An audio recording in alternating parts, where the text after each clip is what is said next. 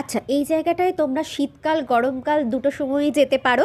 Dakshineswar station থেকে বেরিয়ে অটোতে বা টোটোতে উঠবে, তারপর চলে আসবে এই সুন্দর জায়গাটাতে। আচ্ছা, এই ভিডিওটা কিন্তু আমি 3টে পার্টে করব, সমস্ত ডিটেলস 3টে ভিডিওর মধ্যে আমি শেয়ার করে দেবো। মেন গেট দিয়ে ঢুকেই অবাক হয়ে যাবে, এত সুন্দর জায়গাটা।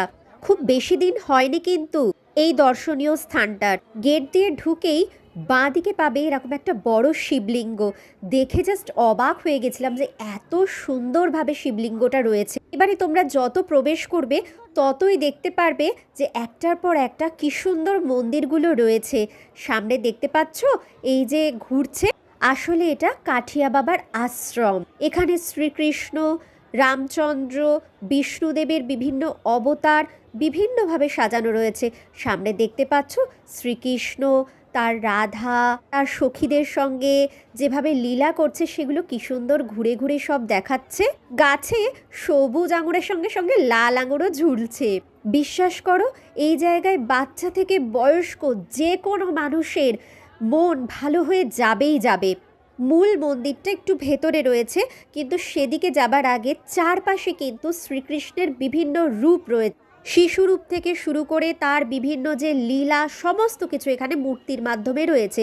এটা গেটের ওপরটা, ভেতরের দিকে বিষ্ণুর যে বিশ্বরূপ রয়েছে সেটাই এখানে দেখানো হয়েছে। গেট দিয়ে ঢুকে ডান দিকে রয়েছে এখানে গুরু পরম্পরা, যেটা আমার মনে হয়েছে প্রথমে একদম বাঁ দিকে ব্রহ্মাদেব থেকে শুরু করে তারপরে নারদ এবং কিভাবে আরও মুনি ঋষিরা একজনের পর একজন পরম্পরা অনুযায়ী আজকের যুগ অবধি গুরুরা রয়েছেন, সেটাই এখানে বোঝানো হয়েছে। আচ্ছা, এটা কিন্তু মোটামুটি সব জায়গায় লেখা যে এই মন্দির বা এই আশ্রম কিন্তু ভিক্ষার দ্বারা যে অর্থ বা সাহায্য পাওয়া গেছে সেটা দিয়েই নির্মাণ করা হয়েছে। আরেকটু এগোলেই পাওয়া যাবে এই রকম কামধেনুর মূর্তি, পাশে হাতির মূর্তিও রয়েছে। আর বসার জায়গা কিন্তু অনেক জায়গাতেই পাবে, সুন্দর সুন্দর বসার জায়গা। এমন সুন্দরভাবে হরিণ, ময়ূর, গাছগাছালি দিয়ে সাজানো, যেন মনে হচ্ছে কোনো কুঞ্জবন বা বৃন্দাবনের মধ্যে এসে উপস্থিত হয়েছি আমরা।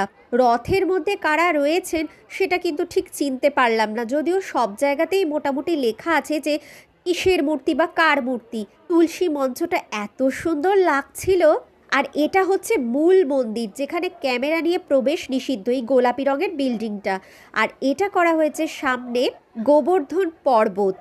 গোবর্ধন পর্বতের তলায় যেরকমভাবে পশু পাখি মানুষ আশ্রয় নিয়েছে সেটাই এখানে বোঝানো হয়েছে। হাতে কিন্তু অবশ্যই 1.5-2 ঘন্টা সময় নিয়ে আসবে।